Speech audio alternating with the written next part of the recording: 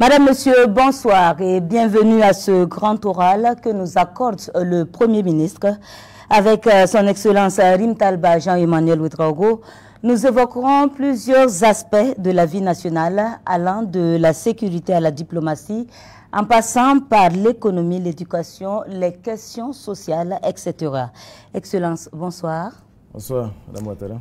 L'exercice se fera en co-animation avec mon confrère Amadou Zeba du média en ligne Le Faso 7. Amadou, bonsoir. Bonsoir, Excellence. Bonsoir, Ruth. Voilà donc le décor ainsi campé. Excellence, vous avez pris fonction depuis le 9 décembre 2024. On aimerait bien savoir comment vous vous sentez dans vos attributions, dans ce fauteuil de Premier ministre. Je me sens serein, déterminé avec l'ensemble du gouvernement et bien sûr sous le leadership de son Excellence le capitaine Ibrahim Traoré, président du Faso et chef de l'État.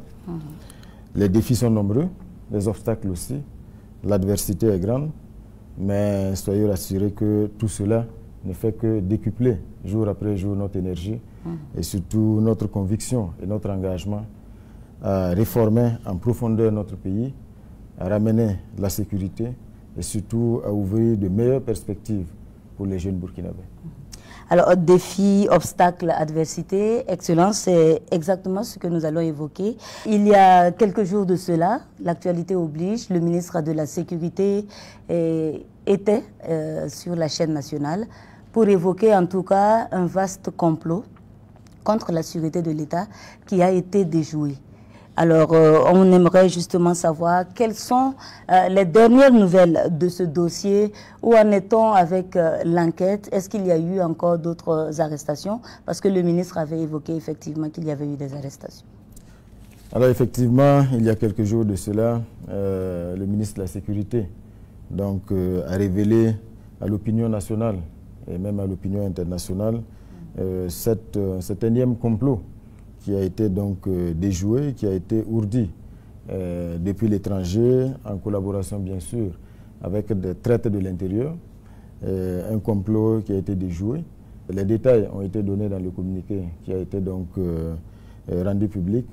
Et à ce jour, ce que je peux vous assurer, c'est que les services de sécurité, les services de renseignement sont toujours en alerte. Et bien sûr, pour contrecarrer totalement, bien sûr, ce dessein funeste que ces ennemis de la nation réservaient à notre pays. Et soyez sûrs que tout est mis en œuvre pour que cet énième complot connaisse le même sort que les complots précédents, c'est-à-dire un échec cuisant pour les comploteurs, que ce soit ceux de l'intérieur ou ceux de l'extérieur. Excellence, au regard de l'ampleur des implications dans cette énième tentative de déstabilisation, implication en lien surtout avec quelques éléments de nos forces de défense et de sécurité, est-ce que notre armée n'a pas été profondément touchée par cette tentative de déstabilisation? Non, pas du tout. Rassurez-vous, les vrais combattants aujourd'hui sont au front, déterminés, ils remportent des victoires et bien sûr quelques égarés qui sont très facilement donc corruptibles et qui ne sont en réalité que des outils, voilà, qui sont manipulés, instrumentalisés et qui malheureusement cèdent. Mais il n'y a aucune inquiétude à se faire. L'armée, nous avons une armée déterminée, une armée professionnelle et surtout aujourd'hui une armée qui mène avec honneur le combat pour la reconquête du territoire burkinabé, pour la reconquête de la dignité du peuple burkinabé et surtout le combat pour l'indépendance réelle de notre pays, et cela en bonne intelligence avec les armées sœurs de l'AES, de la Confédération des États du Sahel, notamment donc du Mali et du Niger, avec lesquelles elles sont, je veux dire, donc l'armée en étroite collaboration. Et soyez convaincus d'une chose, tous les jours, la conviction que nous allons gagner cette guerre grandit et nous allons tout mettre en œuvre pour y parvenir. Alors, Excellence, relativement à cette actualité, on a entendu le ministre de la Sécurité qui a effectivement, et une fois de plus, pointé du doigt la Côte d'Ivoire.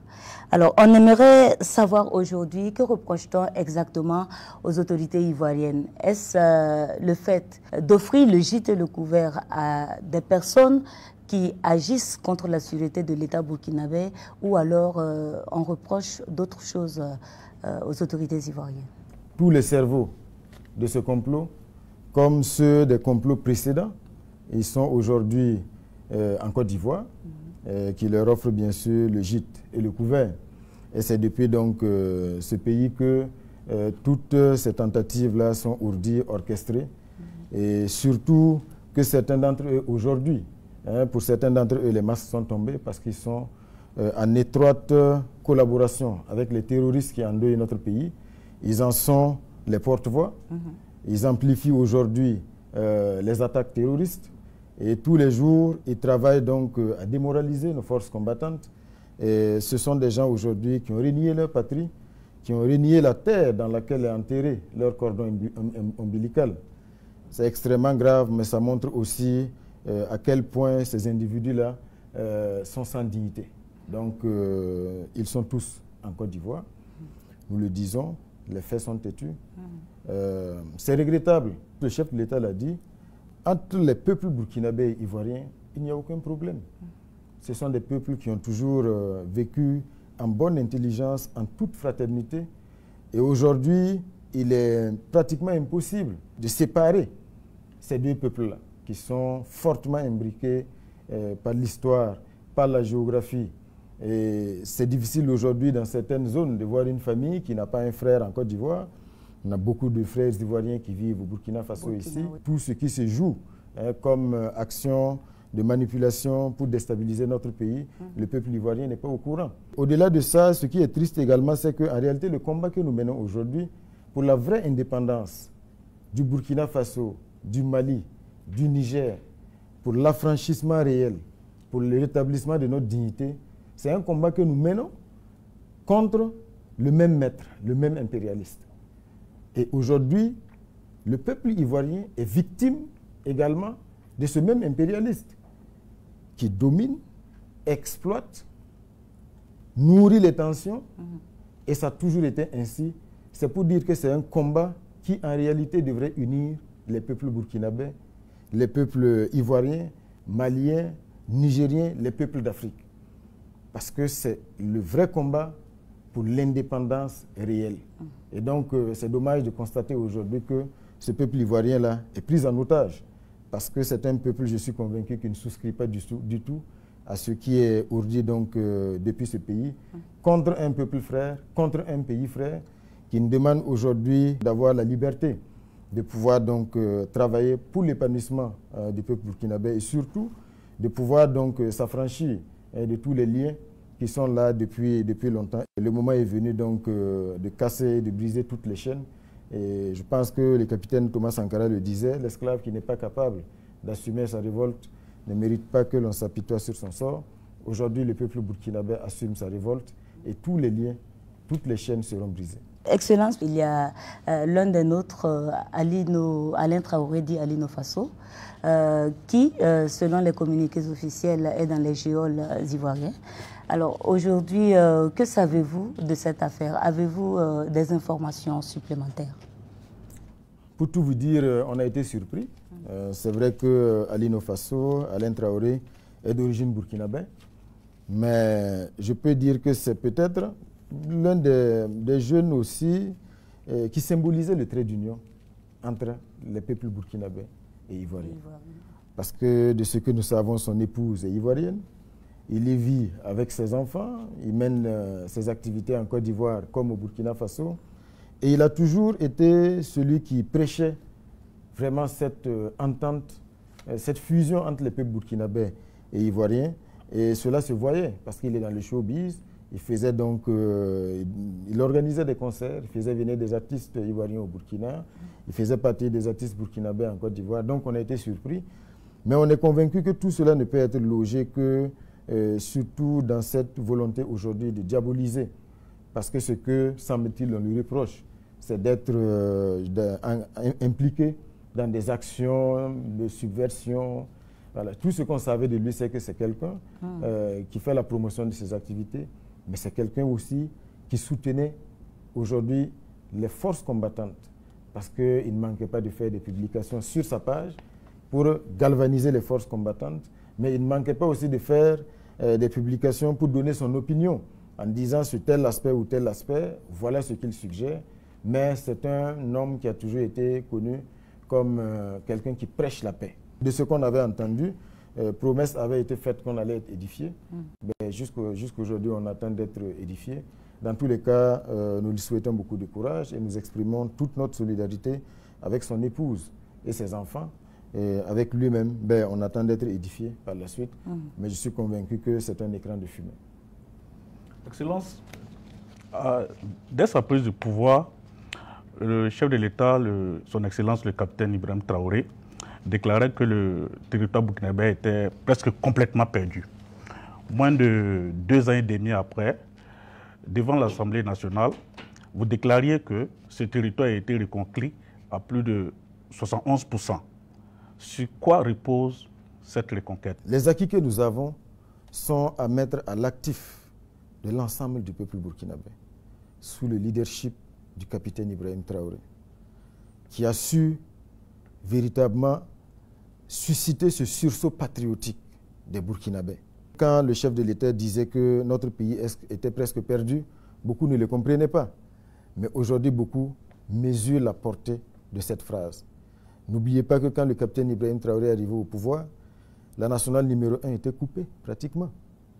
N'oubliez pas que les terroristes, parce que certaines chancelleries, notamment l'ambassade de France, déconseillaient déjà des villes comme Koudougou, à 100 km de Ouagadougou.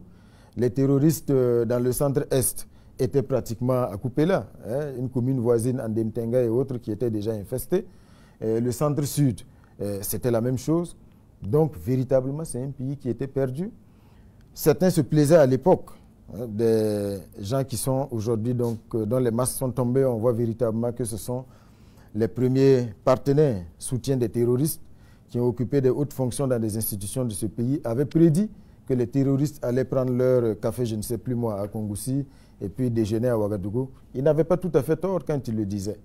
Parce qu'aujourd'hui, quand on voit le combat qui est engagé, les moyens humains, matériels engagés, c'est là qu'on commence à comprendre, comme le chef de l'État l'a dit, qu'on n'est pas juste dans un combat contre des terroristes, à savoir donc des petits illuminés qui courent dans la brousse. On est dans un combat pour la liberté du Burkina Faso. Parce que le terrorisme tel que nous le voyons aujourd'hui, c'est une autre forme d'expression de l'impérialisme, une expression violente. Parce qu'aujourd'hui, ce qui est recherché, c'est l'affaiblissement de notre pays. C'est la division de notre pays, la partition de notre pays. Et l'objectif, c'est quoi? C'est pouvoir nous maintenir durablement dans la domination, pour nous exploiter et faire de nous toujours des esclaves, des consommateurs qui ne sont pas capables d'assumer véritablement eux-mêmes de façon autonome leurs choix stratégiques. Aujourd'hui, les masques, je dis, sont tombés. Parce que quand vous regardez aujourd'hui, ce sont des médias français aujourd'hui qui publient les vidéos des attaques terroristes. Et il vous souviendra que ces terroristes qui nous attaquent, que ce soit le UGS, le JNIM, le GSIM, sont classés aussi terroristes par la France, du moins officiellement. Et jusqu'à une date récente, je pense que la présence des militaires français ici, c'était pour les combattre. Mais aujourd'hui, comme je dis, les masques commencent à tomber.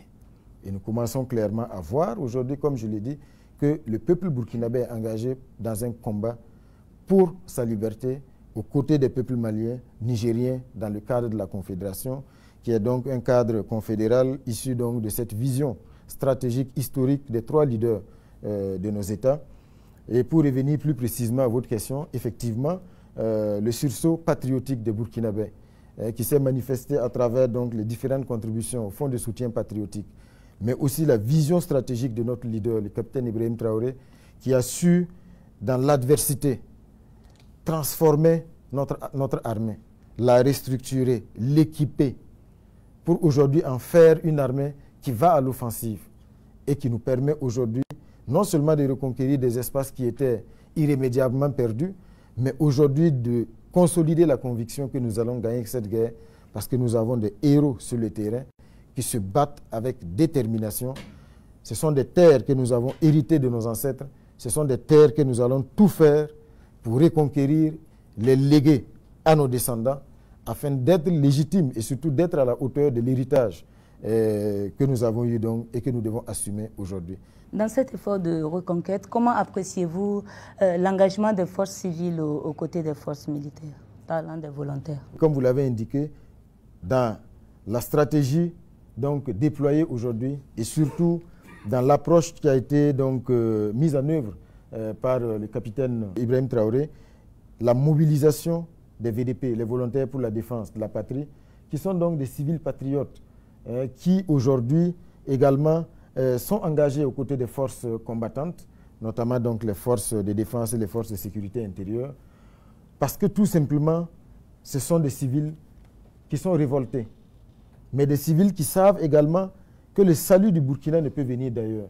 Ce sont les fils du Burkina qui doivent se mettre debout, assumer les sacrifices et surtout faire en sorte que nous puissions être à la hauteur de ces phrases que nous aimons entonner dans notre hymne national, parce que par le sang, par la sueur, les fils du Burkina Faso se sont mis debout pour reconquérir leur territoire, rétablir leur dignité et affranchir leur pays. Donc c'est saluer vraiment cet engagement donc, des volontaires pour la défense de la patrie et surtout reconnaître que c'est un engagement aujourd'hui qui est extrêmement précieux dans le combat qui est mené aujourd'hui. Comme je le disais, la plus grande reconnaissance, c'est la reconnaissance du peuple et la reconnaissance de l'histoire. L'AES, dans sa dynamique de lutte contre le terrorisme dans son espace, envisage de mettre en place une armée unifiée. Que peut-on attendre concrètement de cette stratégie? Par ailleurs, est-ce qu'on a la garantie que cette armée unifiée à venir ne va pas connaître le même sort que le G5 Sahel? L'AES est née d'abord d'une volonté de défense commune, avant d'être élargie donc aux questions de diplomatie et de développement. Tout simplement parce que nos trois leaders, le capitaine Ibrahim Traoré, le général d'armée Assimi Goïta, le général d'armée Abdraman Tiani, les trois leaders à la tête des trois États se sont rendus compte et ont compris que la solution à la crise sécuritaire au Burkina Faso se trouve au Mali. La solution à la crise sécuritaire au Mali se trouve au Burkina Faso. La solution à la crise sécuritaire au Burkina Faso se trouve au Niger, alors que jusqu'à présent, alors chacun menait son combat de son côté. Et donc c'est ce qui a donc prévalu aujourd'hui et tout de suite après la création donc de l'Alliance des États du Sahel, à ce que ce soit d'abord vraiment une coopération étroite entre les trois armées pour faire en sorte qu'aucun pays ne puisse être une terre de repli pour l'ennemi. Parce que c'est le même ennemi qui écume la zone des trois frontières, qui endeuille le Niger, qui endeuille le Mali, qui endeuille le Burkina Faso. D'où l'intérêt donc de cette force unifiée aujourd'hui, le processus avance très bien pour être une force opérationnelle. Vous savez, le G5 Sahel, très vite, si nos États ont quitté ce machin, c'est parce qu'on s'est très vite rendu compte que c'était un autre instrument de notre asservissement, de l'impérialisme. Parce que quand vous voyez à l'époque, en réalité, les 5 États qui composaient ce G5 Sahel ne décidaient pratiquement de rien.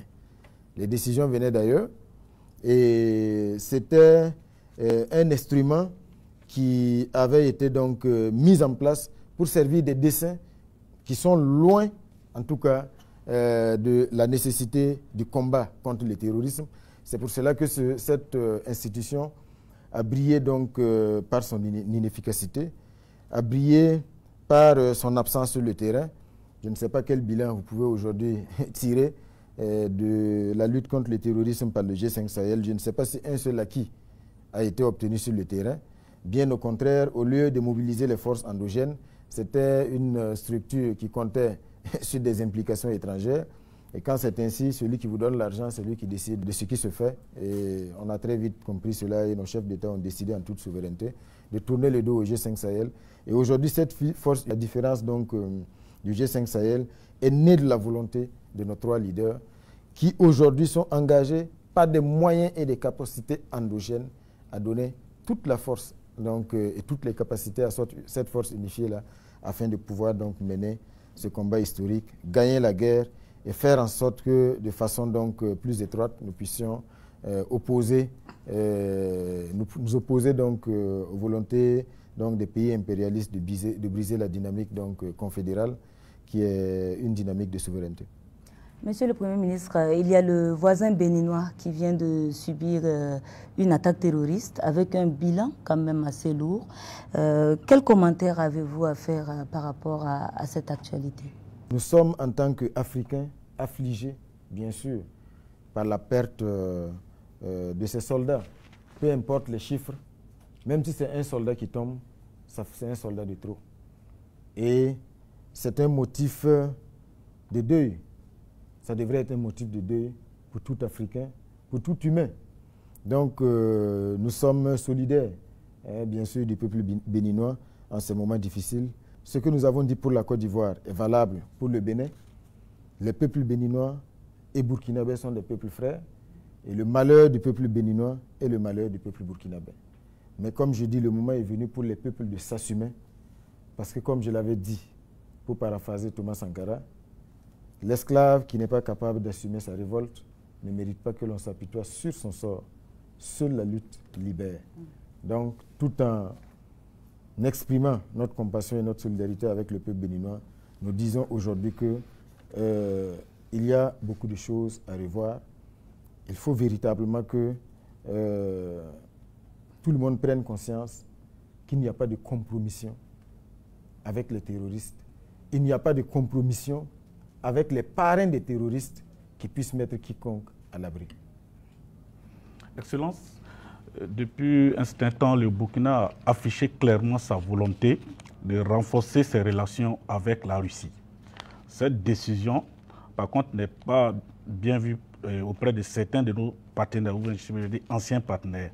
Est-ce que cela va envoyer le gouvernement à revoir sa copie? Ben, c'est une question qui me surprend. Vous savez, aujourd'hui, quand on parle aujourd'hui de souveraineté, c'est de cela justement qu'il s'agit. Parce qu'avant l'arrivée du capitaine Ibrahim Traoré au pouvoir, au Burkina Faso, nous n'avions pas la liberté de nos choix stratégiques. Ça veut dire que ce sont les maîtres, ceux qui ont toujours dominé, exploité notre pays, ceux qui ont toujours su imposer à la tête de nos États ce qu'ils veulent pour perpétuer leur domination, qui nous disaient, voici lui c'est un bon ami, vous pouvez aller avec lui. Ah lui, non, non, non, vous ne pouvez pas aller avec lui parce que non, ce n'est pas un ami. Soit on est indépendant ou on ne l'est pas. Aujourd'hui, nous assumons nos choix stratégiques. Nous ne demandons à personne l'autorisation d'aller coopérer avec un pays, que ce soit la Russie, que ce soit, je ne sais pas moi, la Turquie, la Corée du Nord, la Chine. Ce sont des décisions fondées sur un seul étalon de mesure, c'est l'intérêt du peuple burkinabé. Et aujourd'hui, comme nous l'avons dit, c'est l'intérêt du peuple burkinabé qui guide nos choix stratégiques. Aujourd'hui, la Russie est un pays partenaire du Burkina Faso, on ne s'en cache pas. C'est un pays partenaire du Mali, du Niger, on ne s'en cache pas. Parce que nous sommes un pays libre, nous assumons nos choix. Et là où nous pensons que les intérêts stratégiques du Burkina Faso se trouvent, c'est là-bas que nous allons aller. Il n'est pas question aujourd'hui d'avoir peur de qui que ce soit, voilà, dans nos choix stratégiques sur le plan de l'orientation diplomatique. Et c'est ce que vous voyez d'ailleurs sur le terrain. Alors, Excellence, on va également parler de sécurité alimentaire. C'est ce qui a conduit le gouvernement à lancer une offensive agro-pastorale et halieutique pour la période 2023-2025. À ce jour, quels sont les résultats tangibles de cette offensive? Et bien sûr, à quel moment est-ce qu'on pourra véritablement ressentir son impact dans le panier de la ménagère? Effectivement, vous faites bien donc d'aborder cette question de la sécurité alimentaire parce que c'est un objectif qui est cher au chef de l'État. Ce n'est pas normal que 65 ans après l'indépendance, le Burkina Faso, malgré les ressources, malgré le fait qu'on sait que le peuple burkinabé est un peuple travailleur, continue aujourd'hui de tendre la main pour manger. C'est une question de dignité. Et je pense aujourd'hui que notre génération doit le ressentir comme une honte de tendre la main pour manger.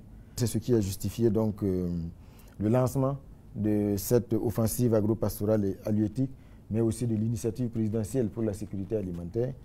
Et comme vous l'avez constaté, il y a eu beaucoup de choses qui ont été faites, que ce soit sur le plan des réformes, pour une bonne maîtrise des intrants, avec la création de la société burkinabé des intrants et matériels agro-pastoraux, avec également la restructuration de la SONAGES, avec un certain nombre d'actions fortes sur le terrain en termes de mécanisation, le labour gratuit, les aménagements qui ont été donc réalisés, des centaines d'hectares qui ont été réalisés en peu de temps. Et tout cela a déjà produit des résultats. Je pense que la dernière campagne, en termes de production céréalière, c'est plus de 6 millions de tonnes de céréales qui ont été produites. Et pour dire que les impacts sont déjà perceptibles. Ça, c'est pour ne citer que les céréales. Mais il y a les autres secteurs, que ce soit le secteur halieutique, parce que là également l'objectif de l'offensive agro-pastorale et halieutique, c'est de pouvoir très vite atteindre une production de moins 100 000 tonnes de poissons par an, ce qui correspondrait à peu près la moitié des besoins de consommation nationale. Aujourd'hui, nous sommes à peu près à 30 000. C'est pour vous dire un peu l'effort que nous sommes prêts donc, et que nous avons engagé pour pouvoir atteindre le plus rapidement possible au moins la moitié donc, des besoins de consommation interne. Au-delà de cela, il y a aussi de vastes opérations qui ont été menées dans le domaine animalier avec de vastes campagnes de vaccination pratiquement inédites. Et une campagne largement subventionnée, il y a eu des vaccinations même gratuites et il y a eu également des vaccins qui ont été donc faits à des coûts très très réduits. Donc c'est pour vous dire que c'est véritablement un combat qui est engagé avec la même détermination que celle que nous mettons également dans la lutte pour la reconquête de notre territoire. L'objectif étant le plus rapidement possible de faire en sorte que le pays puisse sortir de la spirale de la faim.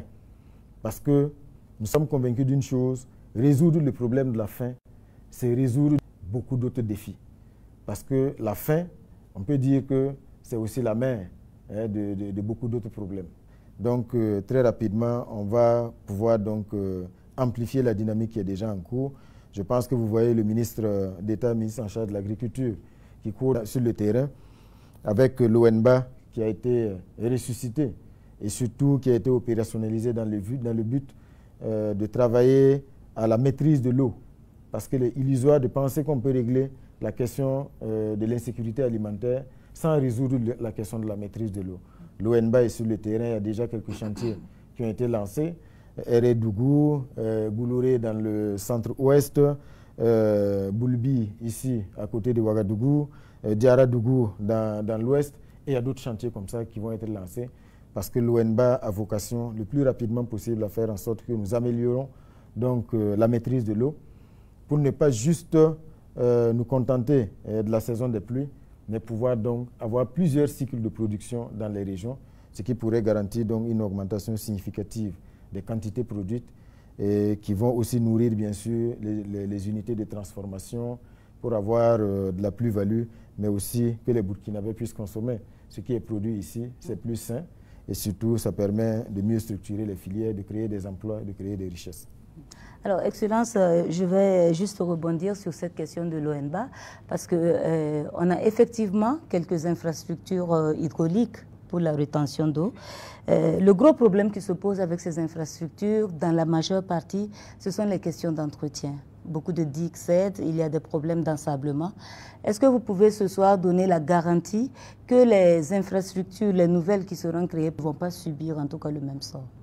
Non, il faut dire aujourd'hui qu'effectivement, quand vous faites la moyenne des retenues d'eau et des barrages, il faut reconnaître également que ce sont des infrastructures qui sont assez vieilles. Parce que tout simplement, elles ont été réalisées depuis des décennies. Et le manque de suivi et d'entretien entraîne bien sûr la fragilisation des infrastructures. Mais l'autre phénomène également, c'est qu'on a beaucoup de barrages aujourd'hui qui sont comblés. Ça veut dire qu'il y a beaucoup de sédiments qui se sont déposés dans les lits des barrages. Et la conséquence aujourd'hui, c'est que les capacités de ces barrages ont été fortement réduites. Donc l'ONBA a vocation à travailler sur tous ces aspects. Non seulement curer des retenues d'eau qui existent, mais également travailler à réhabiliter un certain nombre d'ouvrages hydrauliques qui existent, mais qui sont aujourd'hui fragilisés. Et bien sûr, tout sera mis en œuvre pour que la qualité soit optimale. Et je pense que ce n'est pas pour faire des barrages ou des retenues d'eau au rabais. Dans tous les cas, le discours sur le terrain, vous l'entendez, c'est zéro tolérance aux imperfections. C'est un travail qui doit être fait dans les règles de l'art, avec le plus grand sérieux. Parce qu'il s'agit aujourd'hui de sociétés qui ont été créées, l'ONBA. Vous avez vu le matériel qui a été donc remis à l'ONBA par le chef de l'État. C'est le fruit de la sueur du peuple burkinabé. Donc on ne peut pas jouer avec ces contributions, cette mobilisation du peuple burkinabé qui, par son effort, permet aujourd'hui de pouvoir donc opérationnaliser ces structures stratégiques-là. Donc ceux qui sont chargés de la mise en œuvre, c'est également un message à leur adresse, c'est les encourager, mais surtout que, bien sûr, ils le sachent, c'est vraiment la quête de la performance et de l'excellence au quotidien. Et il n'y aura pas, on ne va pas transiger sur cette question. Excellence, dans le cadre de cette offensive, les Burkinabés aimeraient savoir, est-ce que tous ces projets qui sont actuellement enclenchés, les barrages ils sont nombreux, dont les travaux ont démarré, les Burkinabés aimeraient avoir l'assurance que non seulement ces travaux vont aller à terme, les délais seront respectés. Non seulement les délais seront respectés, mais les délais seront raccourcis. Je pense qu'en la matière, le mot d'ordre qui a été lancé, et surtout ce à quoi nous avons engagé tous les départements ministériels, sur instruction du chef de l'État, c'est la célérité. Il n'y a plus de place au Burkina Faso pour des chantiers qui travaillent le jour et qui dorment la nuit. Les chantiers doivent fonctionner H24. Parce qu'on ne peut pas se payer le luxe de perdre du temps sur des questions aussi urgentes. C'est pour cela que vous pouvez avoir la garantie qu'il y a un suivi qui est fait de très près de tous les chantiers qui sont lancés pour s'assurer véritablement que les choses aillent bien, que les choses aillent vite. Donc, à ce niveau, je pense que c'est des choses qui se constatent sur le terrain. Les différents départements ministériels, les différents ministres sont sur le terrain parce que la rigueur qui est donc attendue ne peut pas s'accommoder donc d'une gestion à partir des bureaux, à partir des ministères. Donc les ministres sont sur le terrain pour suivre les chantiers et s'assurer véritablement que les choses se fassent dans les règles de l'art, vite et bien. Monsieur le Premier ministre, à la question des infrastructures, on va aussi adjoindre celle des mines et de l'énergie. Le gouvernement a proposé en tout cas une révision du code minier et le Burkina a pu ainsi se doter d'un nouveau code. Quels sont les objectifs recherchés au travers de cette décision? Ce nouveau code minier a vocation à révolutionner le secteur minier du Burkina Faso.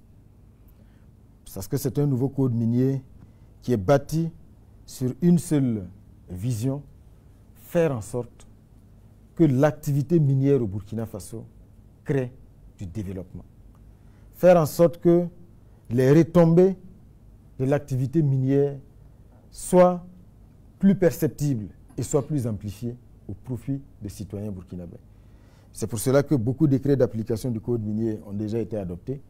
Et quand vous regardez, aujourd'hui, tout est mis en œuvre pour que toutes les exploitations minières du Burkina Faso profitent avant tout au peuple burkinabé. Donc, après l'adoption de ce code minier et de ces décrets d'application, le pays va tirer de plus grands avantages de cette exploitation minière et surtout avec également l'adoption du contenu local qui fait aujourd'hui, qui enjoint les entreprises, les sociétés minières à accorder donc la priorité à l'expertise nationale, aux fournisseurs nationaux. Ça devrait créer un écosystème beaucoup plus favorable au développement du Burkina Faso et on devrait voir davantage les retombées de l'exploitation minière du Burkina Faso afin que ce ne soit pas juste les conséquences que les populations subissent, mais que véritablement elles puissent sentir que les minéraux qui sont exploités profitent véritablement à leur pays.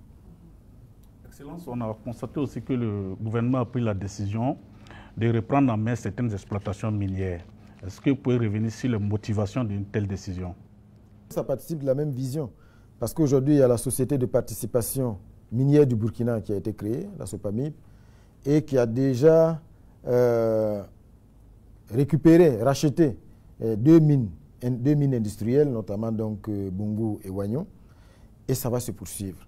Parce qu'au-delà donc des mines industrielles, on a aussi le domaine du semi-mécanisé, dans lequel aujourd'hui on s'investit. L'objectif, c'est toujours vraiment d'optimiser les retombées de l'exploitation minière pour le Burkina Faso. Et je peux vous assurer qu'on n'a pas encore véritablement atteint le rythme de croisière de l'exploitation de ces mines que l'État a acquis au profit du peuple burkinabé. Mais c'est sûr que très rapidement, on se rendra compte que quand on se donne les moyens nous-mêmes d'exploiter nos mines, et Dieu sait que nous avons les moyens, nous avons l'expertise, il n'y aura pas de commune mesure en termes de retombées, non seulement pour le budget de l'État, mais également pour les citoyens burkinabés.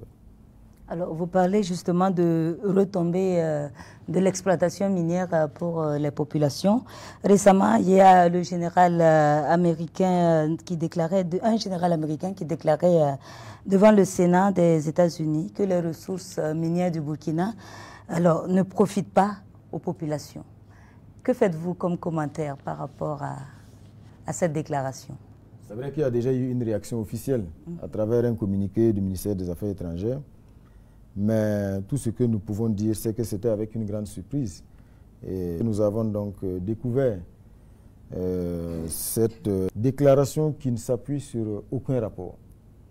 Et on est d'autant plus surpris que cela vient d'un général qui a plutôt vocation à gérer des questions militaires, notamment donc l'US Africom, dont il est le patron. Donc, c'était vraiment une grande surprise. Et ce qu'il faut dire déjà, c'est que ça n'a aucune chance de prospérer, cette manipulation. Parce que tout simplement, quand vous prenez le Burkina Faso aujourd'hui, grâce à la vision du chef de l'État dans le domaine de la production aurifère, ce qui se passe, c'est du jamais vu. Pour prendre l'exemple de l'année qui s'est achevée, 2024, la Société nationale des substances précieuses, SONASPE, a collecté plus de 8 tonnes d'or en 2024. Le premier trimestre 2025, nous sommes à plus de 11 tonnes d'or déjà collectées. C'est une société d'État. Et aujourd'hui, la question qu'il faut se poser, parce que ces quantités d'or énormes qui sont collectées sont issues en grande partie de l'exploitation artisanale. Posez-vous la question, où est-ce que cet or partait? Et nous sommes convaincus que ces volumes d'or collectés au Burkina Faso sont encore, les marges de progression sont encore importantes. Donc il faut se demander déjà, alors toute cette quantité d'or, par quel circuit elle quittait le Burkina Faso? Aujourd'hui, tout est mis en œuvre pour que l'or du Burkina Faso profite au Burkina Faso. Pour la première fois, on est engagé dans un processus de constitution d'une réserve d'or au Burkina Faso.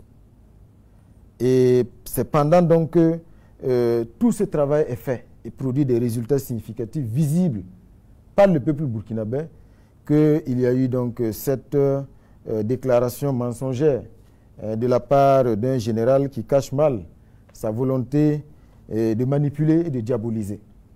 Et vous vous souviendra, et nos aînés nous le disent, sous la révolution de Thomas Sankara, je pense que Thomas Sankara était victime de la même manipulation à une certaine époque. On l'a accusé de tous les péchés d'Israël, accusé d'enrichissement illicite, et tout cela participait d'une volonté de le diaboliser, de manipuler les opinions, et pour créer les conditions favorables pour ce qui s'est passé. Donc, est-ce que ceci explique cela? Nous n'allons pas dire tout de go que c'est de cela qu'il s'agit, mais nous sommes convaincus d'une chose, cette déclaration du général américain, elle n'est pas anodine, mais aujourd'hui vous voyez toute la réaction, tout le tollé que cela a suscité. C'est une déclaration qui n'a aucun lien avec la réalité sur le terrain Et ce général ferait mieux de s'occuper des questions militaires parce qu'en termes de manipulation, il brille par sa médiocrité. Excellence, le président du Faso annonçait tout dernièrement que le Burkina Faso allait construire 3 000 à 5 000 routes par an. Comment est-ce que votre gouvernement compte réaliser cet exploit, ou du moins relever ce défi? Alors, ce qu'il faut dire à ce niveau également, c'est que c'est l'une des grandes priorités qui nous a été assignée par le chef de l'État, parce qu'aujourd'hui, il est illusoire de penser qu'on peut transformer structurellement le Burkina Faso, créer les bases d'un développement durable sans résoudre les questions d'infrastructure. Il est aussi illusoire de penser aujourd'hui qu'on peut régler cette question en restant dans les mêmes pratiques. Je l'avais expliqué face aux députés. 1 kilomètre de route en béton bitumineux est évalué entre 500 millions et 1 milliard. Le réseau classé du Burkina Faso compte aujourd'hui plus de 15 000 kilomètres. À peu près le tiers aujourd'hui est bitumé. Et même ce tiers bitumé, quand on regarde de près, une bonne partie est dans une situation de dégradation. Comment vous pouvez penser, si on ne change pas d'approche, comment on peut penser résoudre cette question? C'est pour cela que l'initiative Faso-Mebo a été lancée par le chef de l'État, qui est une initiative aujourd'hui qui nous permet de nous doter des capacités pour pouvoir agir sur le terrain en régie. C'est-à-dire déployer le matériel et réaliser un certain nombre d'infrastructures routières en régie. Et c'est ce qui se passe aujourd'hui. Vous avez été témoin de la remise d'un lot de matériel impressionnant à Faso-Mebo, qui est déjà engagé sur le terrain avec, bien sûr, certaines infrastructures prioritaires.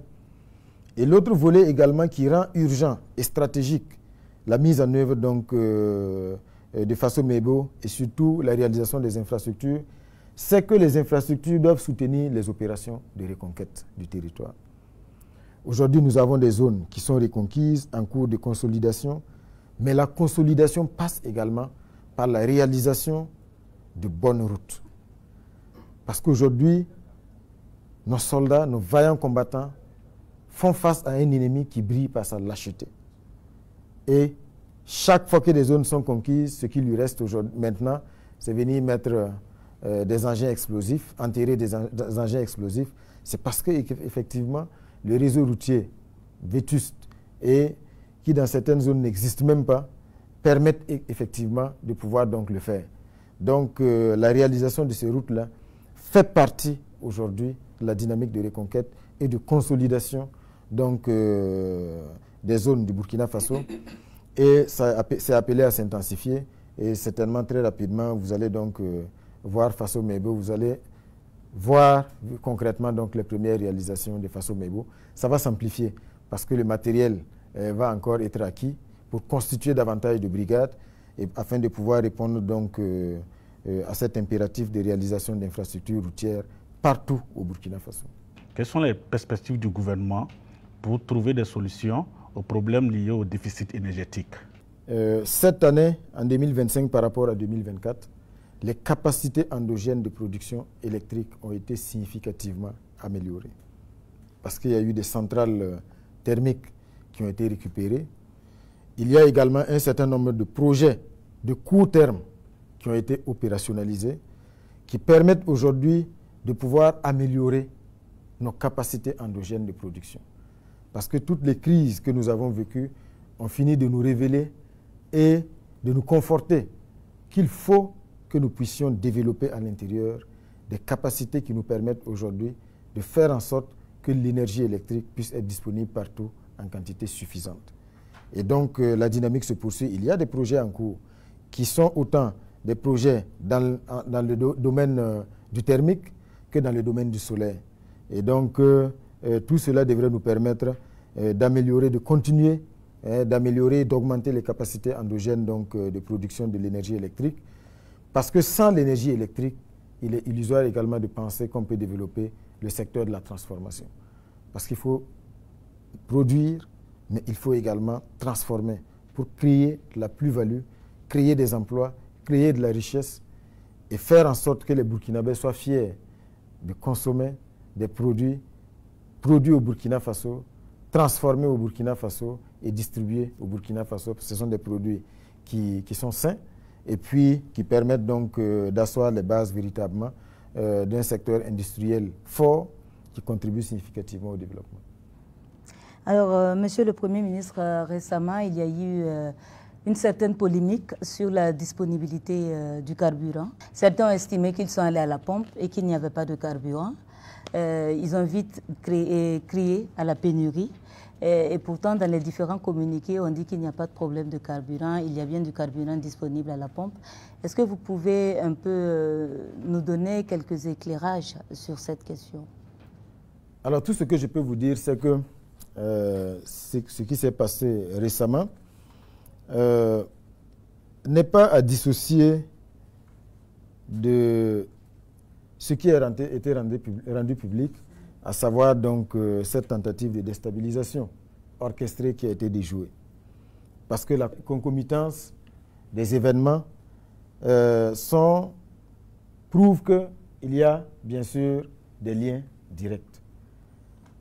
Parce qu'il y a des fake news, des fausses informations effectivement qui ont été distillées par les mêmes terroristes qui sont hors du Burkina Faso et qui ont laissé croire qu'il y avait des risques de pénurie, pour ne pas dire qu'il y avait des pénuries. Et vous savez comment fonctionne un peu le secteur des hydrocarbures et de la distribution. Vous savez, quand il y a une vague de panique qui naît, tout de suite, le réflexe des consommateurs, c'est de se ruer vers les stations-service. Ce n'est pas juste de se ruer vers les stations-service, mais c'est de surconsommer. Parce que celui qui avait l'habitude de mettre juste peut-être 1000 francs de carburant ou 5000 francs ou 10 000, il voudra faire le plein, voilà, pour être sûr d'avoir du carburant pour longtemps. Et quand tout le monde vient en même temps dans les stations-service et surconsomme, la conséquence immédiate, c'est que la station va être vidée. Jusqu'à ce que la station soit à nouveau ravitaillée, on a le sentiment effectivement qu'il y a une pénurie. Mais la pénurie ne peut être appréciée, ne peut être confirmée que si sur le territoire national, il n'y a pas de stock qui permette de répondre aux besoins. Ce qui n'a jamais été le cas. Donc c'est pour dire qu'aujourd'hui, les citoyens burkinabés doivent être sereins et surtout éviter de paniquer et de devenir des cibles faciles pour ceux qui manipulent.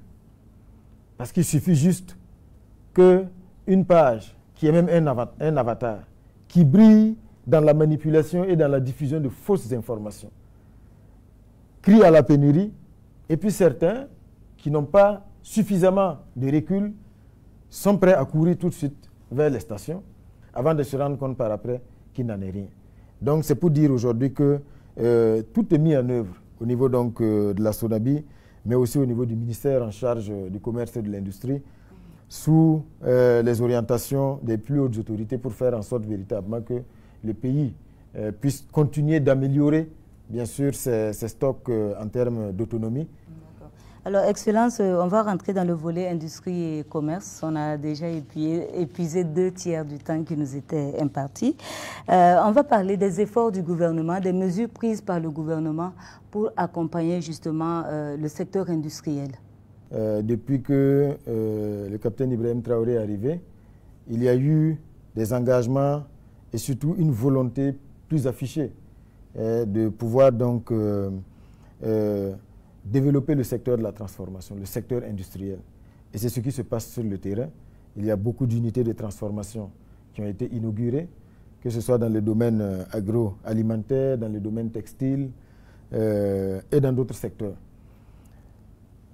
Bien sûr, la volonté aujourd'hui, la volonté politique, c'est vraiment d'encourager nos opérateurs économiques à s'investir dans ce secteur de la transformation. Parce que la base d'un développement durable, c'est cela. C'est pouvoir produire et transformer. pour ne pas être dépendant des importations. Parce que vous savez, les importations, ce sont des devises qui sortent du pays. Donc, l'objectif aujourd'hui, c'est vraiment d'avoir un secteur industriel qui est fort.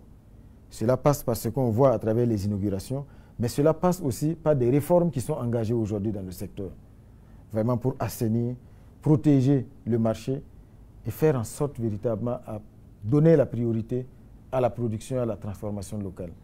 C'est ce qui va nous garantir aussi de pouvoir donc créer de la plus-value et surtout de faire en sorte que les acquis dans le domaine de l'offensive agro-pastorale et halieutique puissent être bonifiés par la transformation parce que ce qui est produit est transformé, il y a de la plus-value et puis bien sûr consommer et exporter.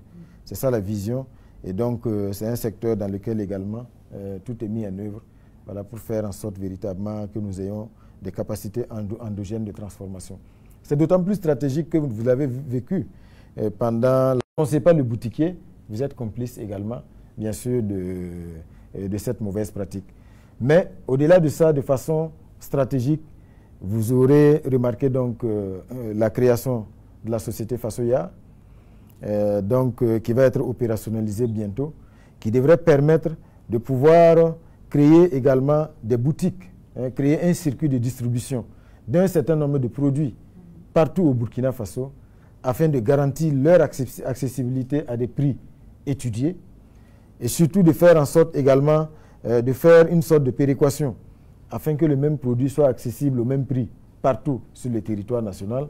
Donc avec l'opérationnalisation de Fasoyar et surtout l'opérationnalisation aussi de la SONAGES en tant que centrale d'achat, je pense que très rapidement, l'État devrait avoir les cartes en main pour mieux réguler les prix d'un certain nombre de produits et ne pas laisser les clients et les consommateurs à la merci donc, des inflations qui sont souvent imprévisibles et souvent même qui sont inexplicables.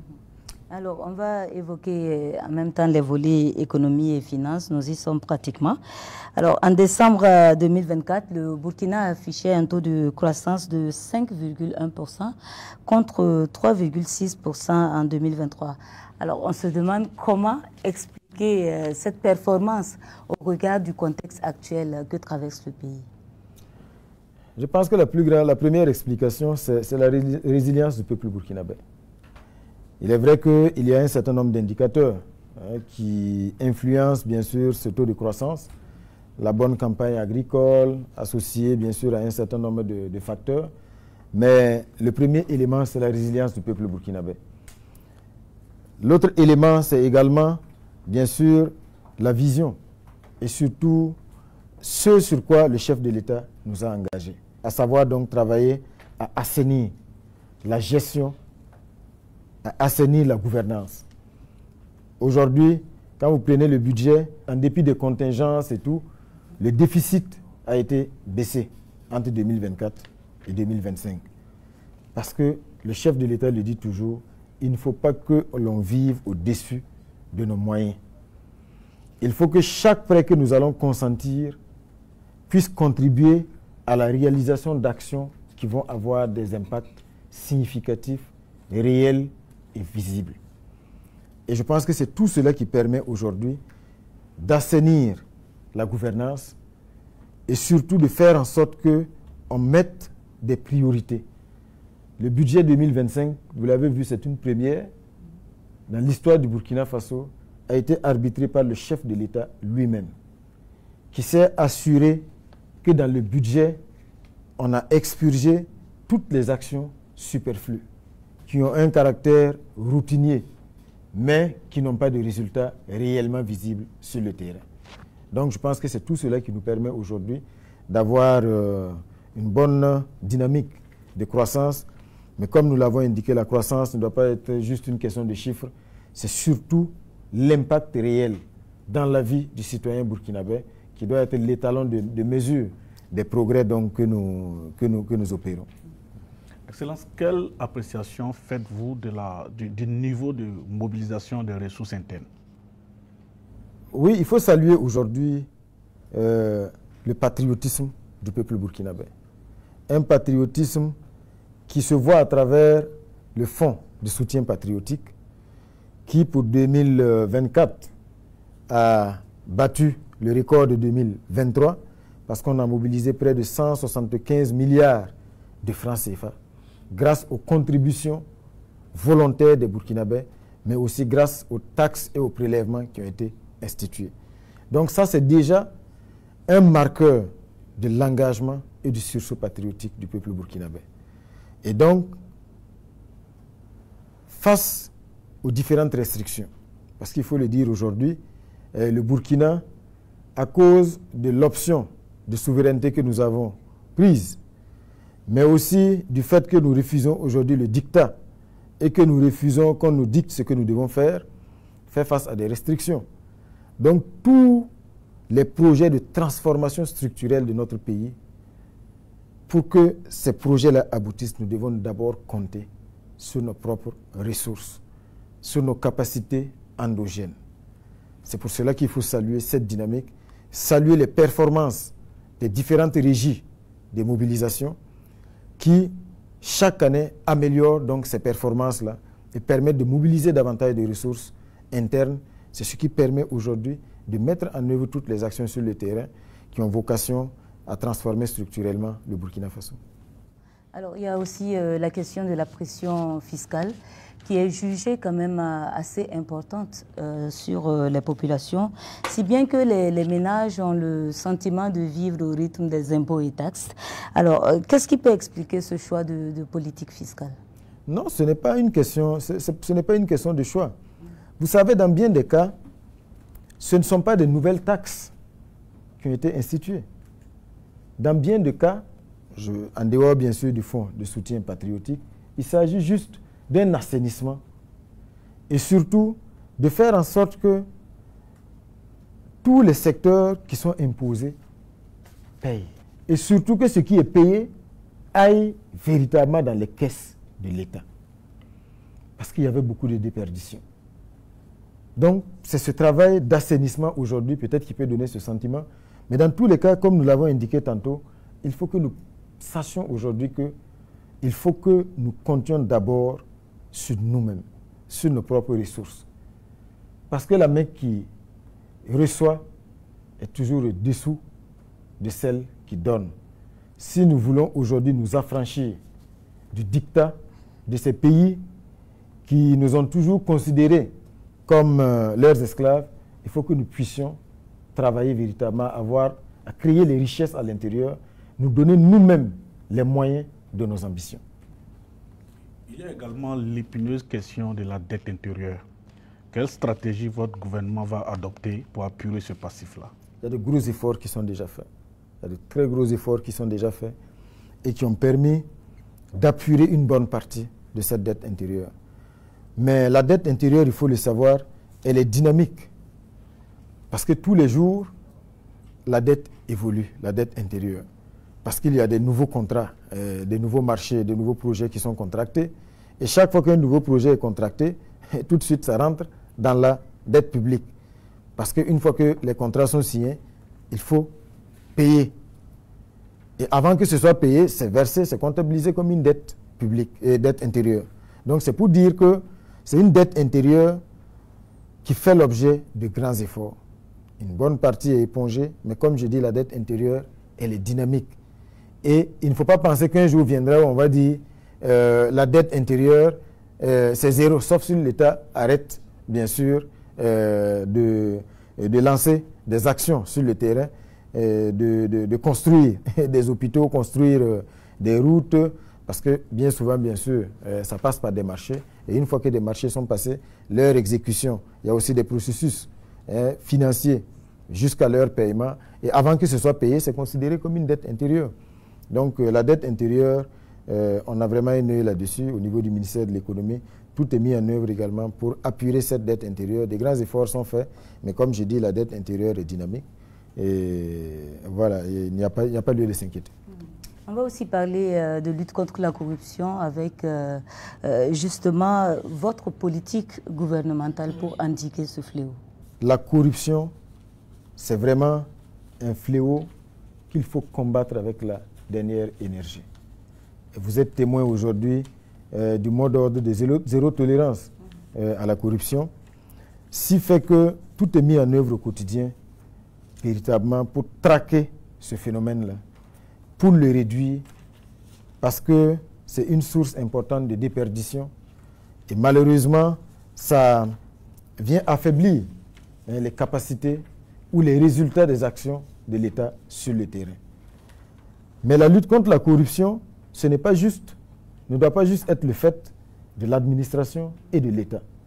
Les citoyens doivent y contribuer. Et surtout, ne pas céder. La dernière fois, je pense à Zignaré, le chef de l'État, le disait, quand vous arrivez dans une administration et que les règles pour pouvoir accéder à un document donné sont établies et qu'on vous demande de donner quelque chose, si vous donnez, c'est que vous êtes complice.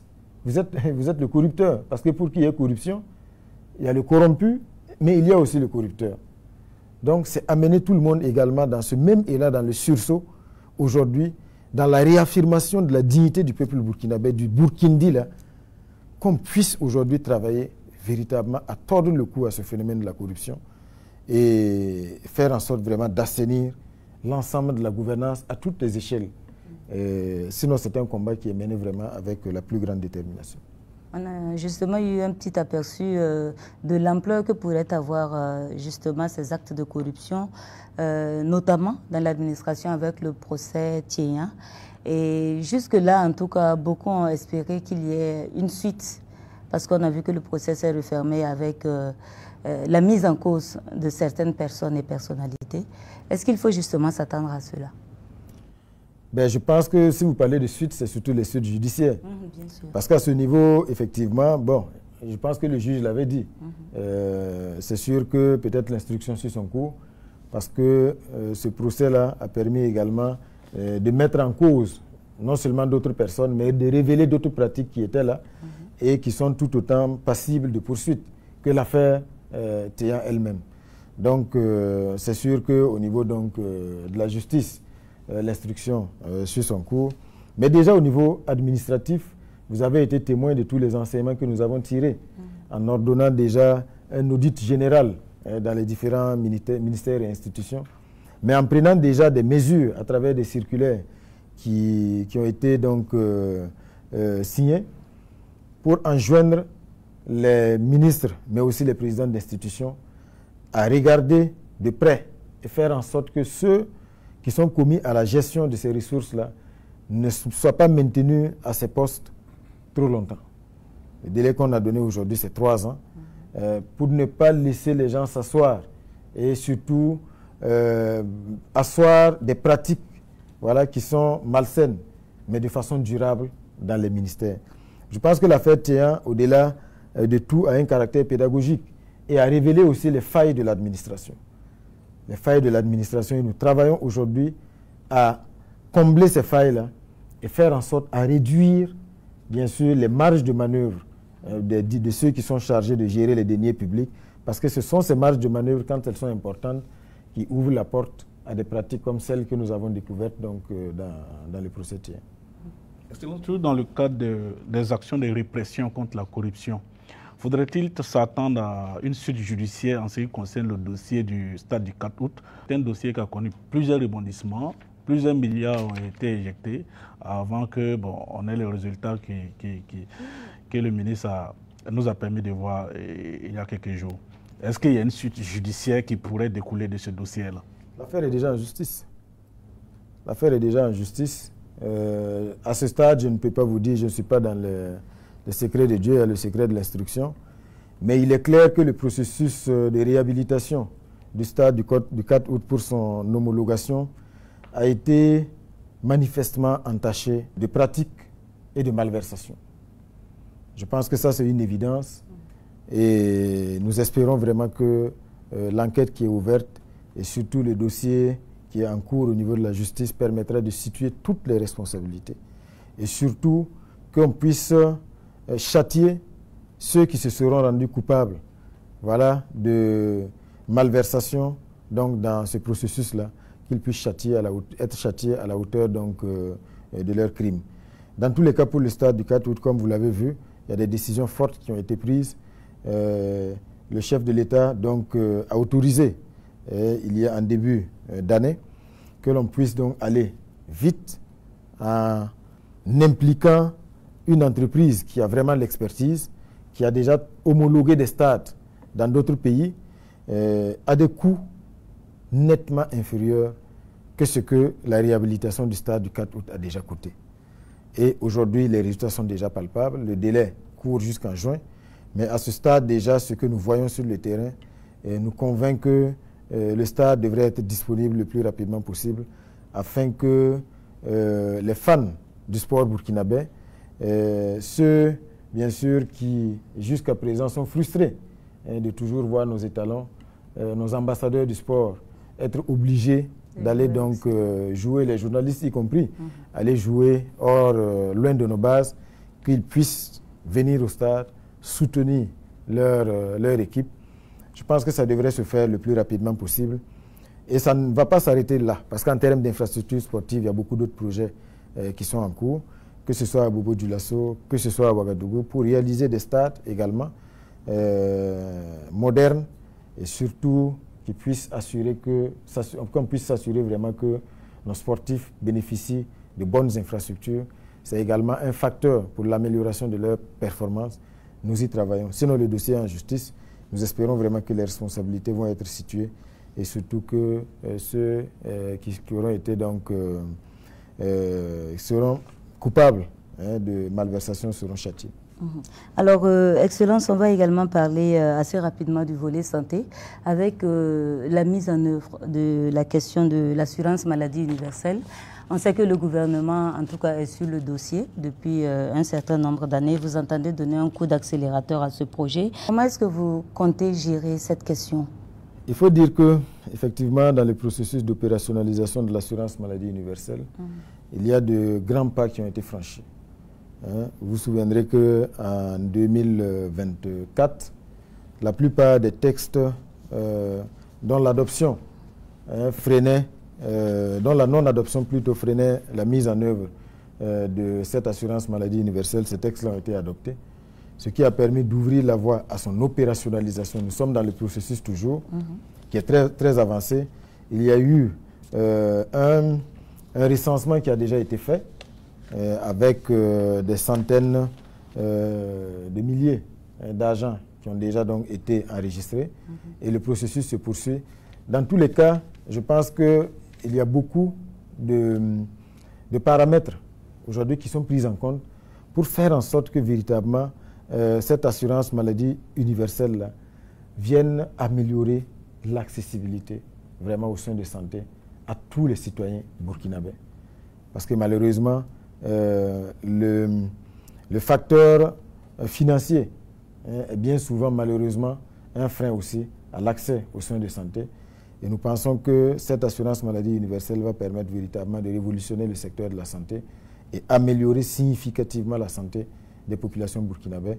L'État est prêt à consentir bien sûr les efforts en termes aussi de contribution pour l'équilibre d'ensemble donc de la mise en œuvre de cette assurance maladie universelle là. On est sur le chemin. S'il y a des obstacles et des difficultés, des enseignements seront tirés. Mais dans tous les cas, tout sera mis en œuvre pour faire en sorte qu'on ait vraiment un dispositif opérationnel et un dispositif avantageux, voilà, pour les citoyens burkinabés. On constate également le déploiement des cliniques mobiles auprès des populations. Est-ce que cette dynamique va se poursuivre?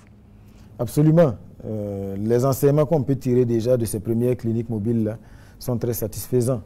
Parce que quand vous voyez l'engouement des populations de façon générale, et plus particulièrement de nos sœurs et de nos mères, chaque fois que les cliniques mobiles leur offrent l'opportunité de pouvoir bénéficier d'une bonne consultation, avec bien sûr des offres qui autrement ne pourraient être accessibles que si elles se déplacent dans les grands centres de santé.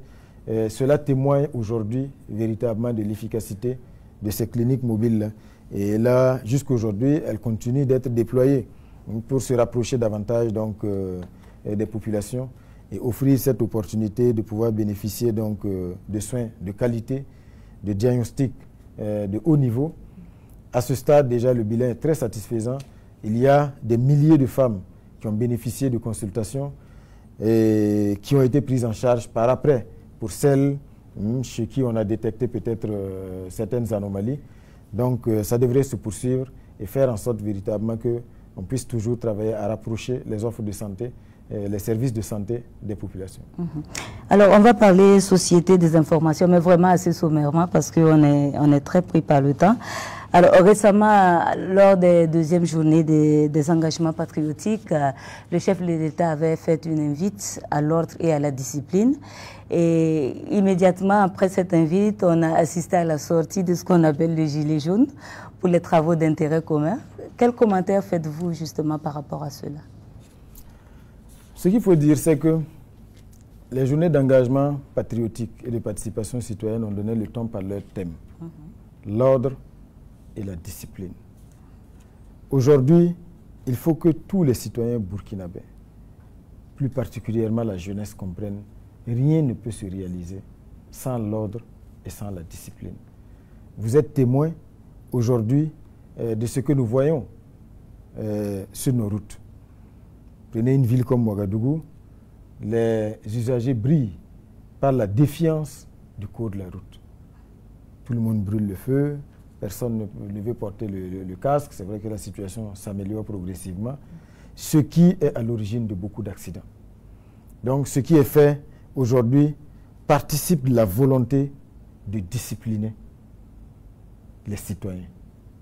Ces jeunes, quand vous voyez, qui sont arrêtés et qui sont mis à contribution pour des travaux d'intérêt général, beaucoup comprennent, parce que l'objectif, ce n'est pas juste d'être méchant, mais l'objectif, c'est que ce travail d'intérêt général ait un caractère pédagogique, pour que les uns et les autres comprennent que la récréation, comme on l'a dit, est terminée.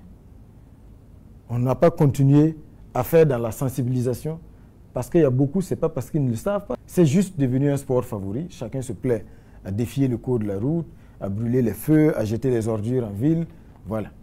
Donc, il faut qu'on travaille à discipliner. Ça passe par de la sensibilisation, mais ça passe également par de la rigueur.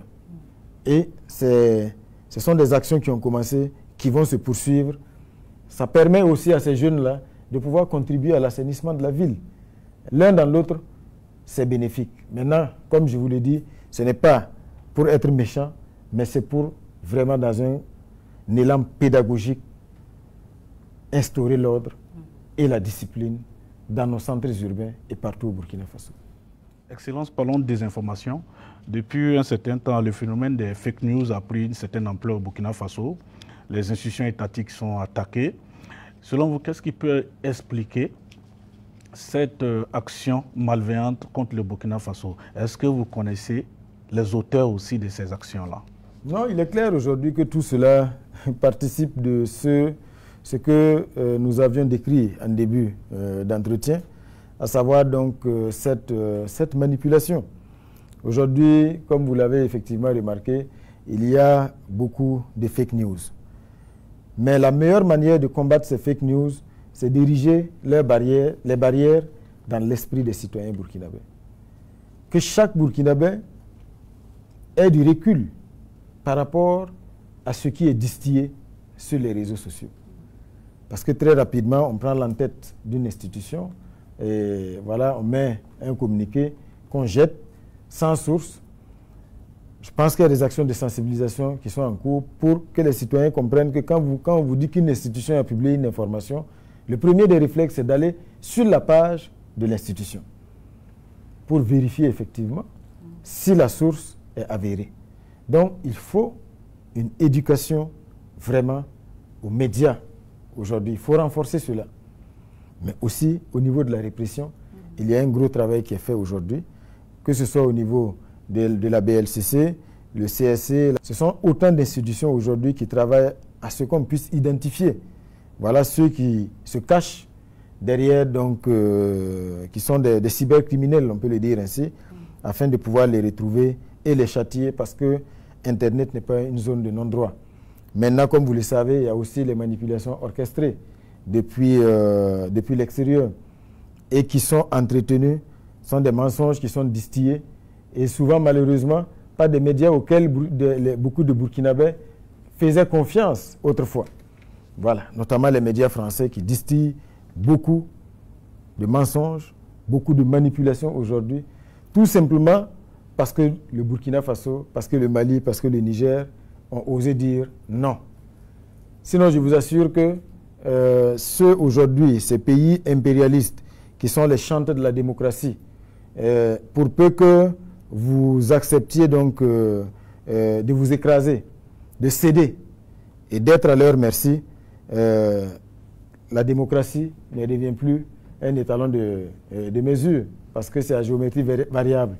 En ce moment, vous pouvez faire un mandat, vous pouvez faire 2, 3 et pourquoi pas 4.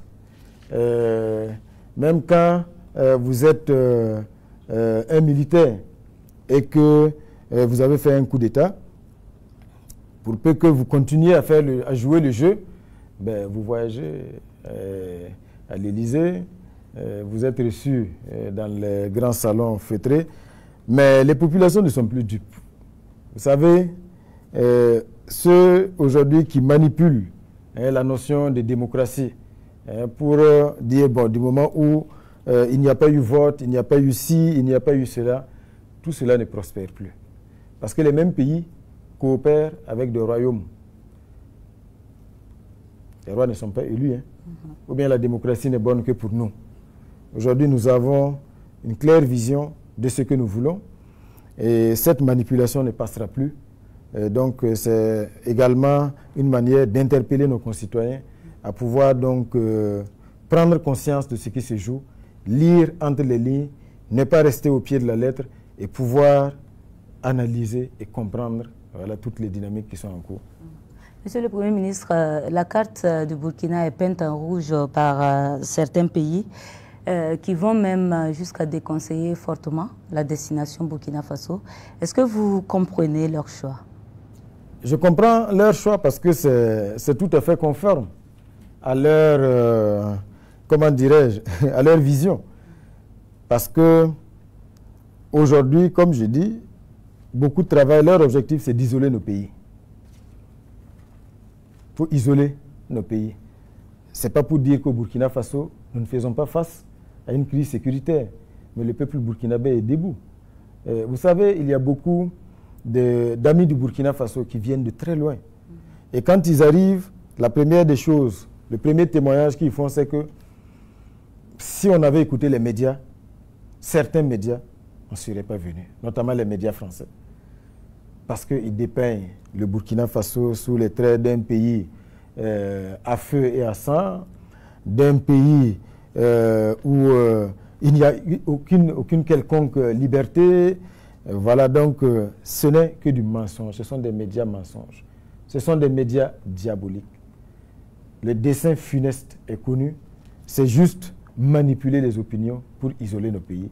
Mais malheureusement, c'est voué à l'échec parce que le Burkina Faso aujourd'hui, tous les jours, accueille des centaines, des milliers d'amis du Burkina Faso qui viennent de très loin et qui viennent constater que le Burkina Faso est un pays où il fait bon vivre. Je pense que les grands événements culturels qui continuent de s'organiser témoignent de cela. Et vous avez vu le dernier FESPACO, qui a été un succès total et retentissant et qui a réuni à Ouagadougou des festivaliers venus du monde entier. Donc c'est pour dire que tout cela, cela n'est pas à dissocier du fait aujourd'hui que tout est mis en œuvre pour briser la dynamique du Burkina Faso et tous les moyens sont bons. On est conscient de cela, mais ces pays-là, comme je dis, vont se réveiller dans la douleur parce que c'est voué à l'échec. Ces mêmes pays avaient dit à leur compagnie de ne plus venir au Burkina Faso parce que le pays est peint en rouge. Et à un moment donné, les mêmes compagnies reviennent dire bon, on veut recommencer à desservir le pays. Bon, mais c'est un pays qui est peint en rouge. Vous n'êtes pas là, mais il y a beaucoup de compagnies aériennes qui viennent tous les jours, qui desservent Ouagadougou. Il n'y a aucun problème. Je pense que ce sont eux aujourd'hui qui se rendent compte aujourd'hui qu'ils sont pris dans leur propre piège et les choses vont aller toujours ainsi.